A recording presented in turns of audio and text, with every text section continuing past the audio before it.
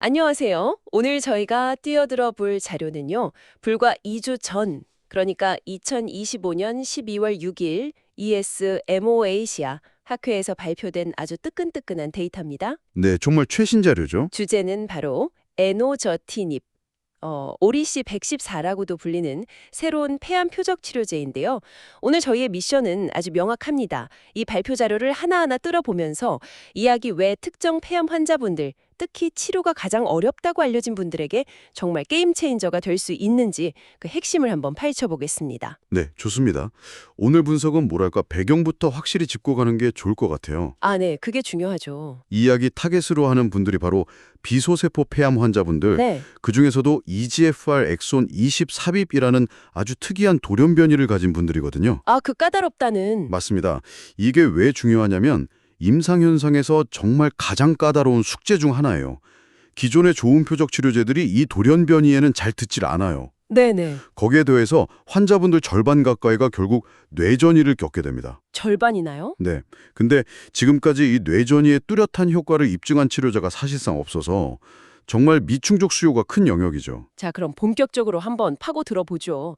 EGFR 엑손 24비 변이, 이게 전체 EGFR 변이 중에 9%면 결코 적은 숫자가 아니잖아요. 무시할 수 없는 숫자죠. 그런데 우리가 흔히 들어본 이레사나 타그리소 같은 3세대까지 나온 유명한 약들이 왜 유독 여기에는 힘을 못 쓰는 건가요? 네. 게다가 처음 진단받을 때부터 30%가 이미 뇌전이를 갖고 있다는 건 정말 심각하게 들리네요. 바로 그게 이 약, 에노저티닙이 태어난 이유인 거죠. 아, 이 약의 가장 큰 특징이자 다른 약들과의 근본적인 차별점은 바로 뇌 투과성에 있습니다. 뇌 투과성? 네.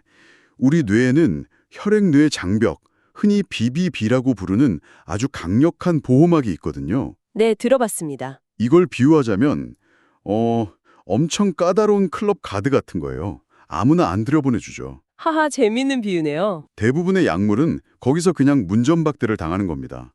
그런데 에노저티닙은 뭐랄까 이 가드를 그냥 통과할 수 있는 VVIP 프리패스를 갖고 태어난 셈이에요. 뇌 속으로 들어가는 VVIP 프리패스? 네, 뇌 안으로 하이패스로 들어가서 숨어있는 암세포를 직접 공격하도록 아주 정교하게 설계된 거죠. 와, 정말 흥미로운데요. 자료를 보니까 선택성이라는 특징도 굉장히 강조하고 있어요. 아, 네. 그것도 아주 중요합니다. exquisite kinome selectivity라는 표현까지 썼던데 이건 또 무슨 뜻인가요? 목표물만 정확히 타격한다는 게. 아주 날카로운 지적이세요. 그 표현은 이 약이 공격해야 할 목표물, 즉 EGFR과 HR2라는 단백질만 귀신같이 찾아내서 공격하고 엉뚱한 곳은 건드리지 않는다는 의미예요. 아, 그래서 부작용이 적어진다. 바로 그겁니다. 기존 EGFR 표적 치료제들이 효과는 좋았지만 다른 단백질도 건드려서 설사나 피부 발진 같은 고질적인 부작용을 일으켰거든요. 네네, 맞아요. 선택성이 높다는 건 이런 부작용을 최소화하면서 치료 효과는 꽉 잡을 수 있다는 강력한 증거가 되는 거죠. 그럼 부작용이 아예 없는 건 아니고요. 물론이죠. 하지만 관리 가능한 수준으로 억제할 수 있다는 게 핵심입니다. 자, 자료 4페이지에 히트맵을 한번 보시겠어요? 네, 보고 있습니다. 여러 약물들을 비교해 놓은 표 같은데 색깔이 알록달록하네요. 이걸 그냥 약물들의 성적표라고 생각하시면 쉬워요. 성적표요? 네. 색이 진할수록 억제력이 강하다는 건데 맨 왼쪽 에너전티닙 열만 한번 보세요. 아, 다른 약들은 색이 좀 얼룩덜룩한데 에너전티닙 열을 위아래로 거의 전체가 새파랗죠. 와, 그러네요. 거의 통째로 파란색이네요. 이게 바로 특정 타겟뿐만 아니라 다양한 변이까지 거의 모두 제압하는 아주 강력하고 광범위한 억제력을 시각적으로 보여주는 겁니다. 한눈에 딱 들어오네요. 알겠습니다. 임상시험 디자인도 좀 특이해요. 80mg이랑 120mg 두 가지 용량을 직접 비교했더라고요. 네, 맞습니다. 보통은 용량을 점점 늘려가면서 테스트하지 않나요? 이 용량 비교가 나중에 아주 놀라운 반전을 가져오던데 이것도 다 의도가 있었던 거겠죠? 그럼요.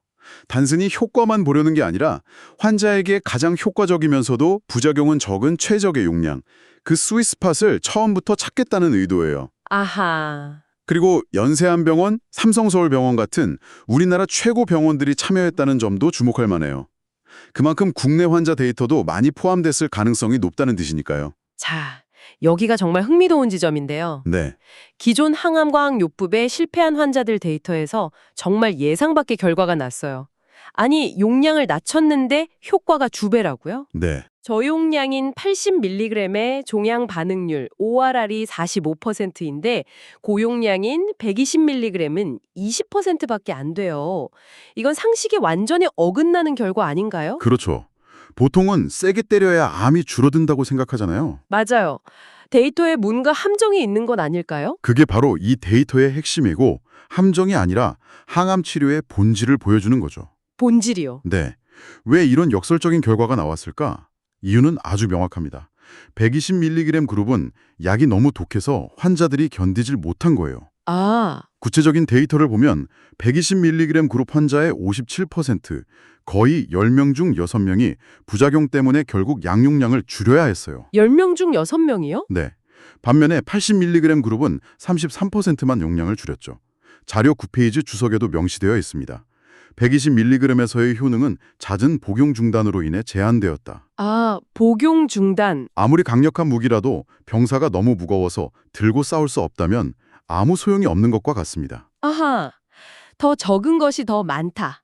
Less is more가 현실이 된 거군요. 정확합니다. 약이 아무리 좋아도 환자가 버텨내면서 꾸준히 복용할 수 있어야 진짜 효과를 낸다는 뜻이네요. 와, 정말 중요한 발견인데요. 그런데 또 하나 믿기 힘든 수치가 있어요. 질병 통제율 DCR이 100%라고 나오거든요. 네, DCR 100%. 암이 진행된 환자가 단 한 명도 없다는 건데 이게 현실적으로 가능한 수치인가요?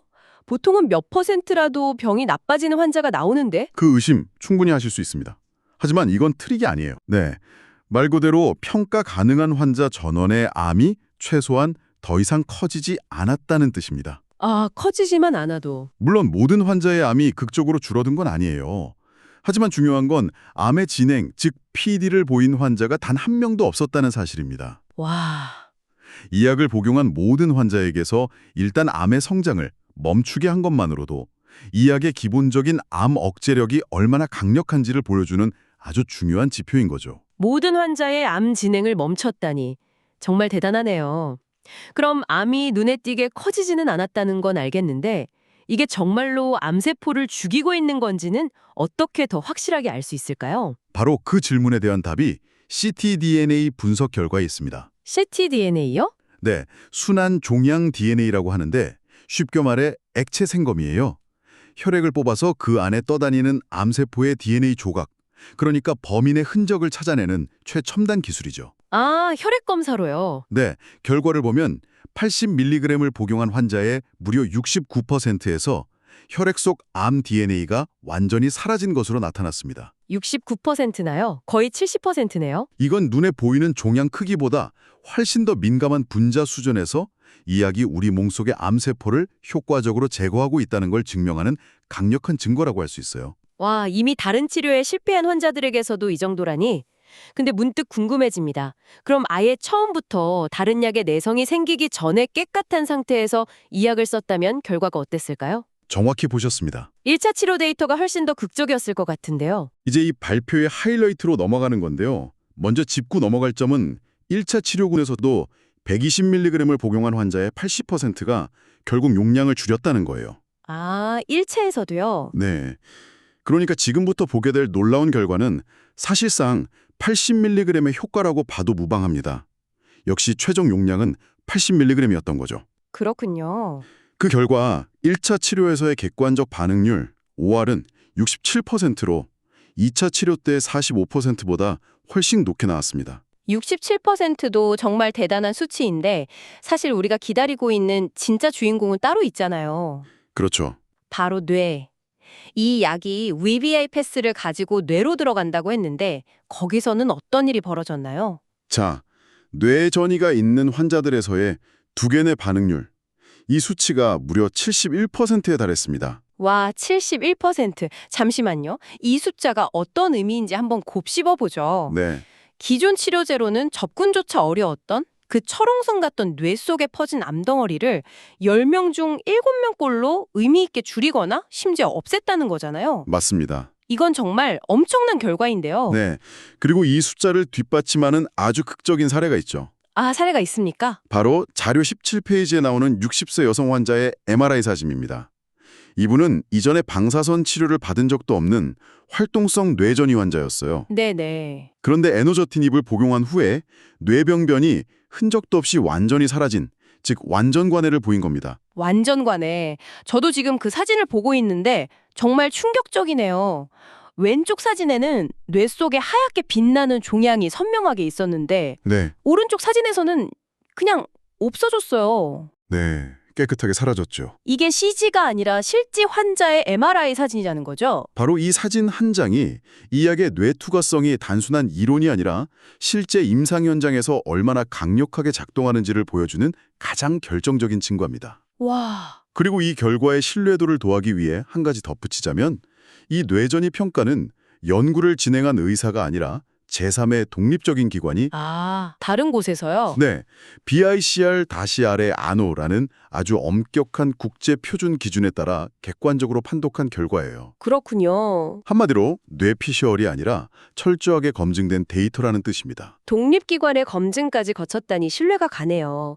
자, 그럼 이 모든 놀라운 결과들을 종합해 볼 때 연구진이 내린 최종 결론은 무엇이었나요? 연구진은 아주 명확한 결론을 내렸습니다. 효능과 안전성의 완벽한 균형점을 찾은 80mg 1일 1회 복용법. 80mg? 네, 이것이 향후 개발을 위한 최종 권장 용량 RPTD로 확정되었어요. 120mg의 미련을 과감히 버리고 환자가 꾸준히 복용하면서 최상의 효과를 얻을 수 있는 가장 현실적이고 현명한 용량을 선택한 거죠. 그럼 이제 시장에서의 위치가 궁금해지네요. 이 정도 데이터를 가지고 있다면 경쟁 약물들과 비교했을 때 어느 정도의 파급력을 가질까요? 여기서 이제 큰 그림을 연결해 보면 이 약의 가치가 더 명확해집니다. 네. 현재 이 분야의 표준 치료 중 하나인 아미반타맙, 즉 리브리반트는 효과는 입증됐지만 두 가지 뚜렷한 한계가 있어요. 어떤 한계죠? 하나는 병원에 가서 맞아야 하는 정맥 주사제라는 점.